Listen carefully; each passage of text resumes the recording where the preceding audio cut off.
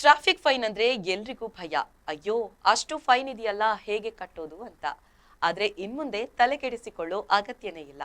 ಯಾಕಂದ್ರೆ ನಮ್ಮ ಸರ್ಕಾರ ಟ್ರಾಫಿಕ್ ಫೈನ್ ಮೇಲೆ 50% ರಿಯಾಯಿತಿ ಘೋಷಿಸಿದೆ. ಹಾಗಾದ್ರೆ ಇದು ಯಾವಾಗ ತನಕ ಇರ್ಲಿಕ್ಕಿದೆ? ಜೊತೆಗೆ ಏನಿದು ರೂಲ್ಸ್? ಯಾರಿಗೆಲ್ಲ ಈ ರೂಲ್ಸ್ ಅನ್ವಯ? ಇಲ್ಲಿದೆ ಕಂಪ್ಲೀಟ್ ಡೀಟೇಲ್ಸ್.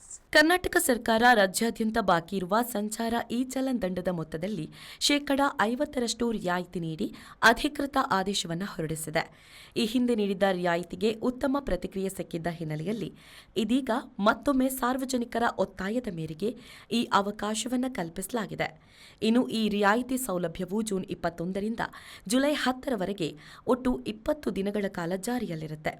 ಮೇ 2026ರ ಒಳಗೆ ಪೊಲೀಸ್ ಇಲಾಖೆಯ ಇ-ಚಲನ್ನಲ್ಲಿ ದಾಖಲಾಗಿ ಬಾಕಿ ಇರುವ ಎಲ್ಲಾ ಪ್ರಕರಣಗಳಿಗೆ ಅನ್ವಯಿಸುತ್ತೆ.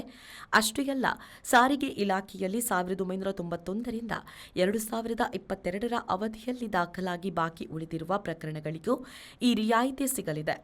ಸವಾರರು ಆನ್ಲೈನ್ ಮೂಲಕ ದಂಡ ಪಾವತಿಸಬಹುದು ಅಥವಾ ತಮ್ಮ ಸಮೀಪದ ಸಂಚಾರ ಪೊಲೀಸ್ ಠಾಣೆಗಳು ಮತ್ತು ಟ್ರಾಫಿಕ್ ಮ್ಯಾನೇಜ್ಮೆಂಟ್ ಸೆಂಟರ್ಗೆ ಭೇಟಿ ನೀಡಿ ಕೂಡ ದಂಡ ಪಾವತಿಸಿ ಪ್ರಕರಣವನ್ನು ಇತ್ಯರ್ಥಪಡಿಸಿಕೊಳ್ಳಬಹುದು.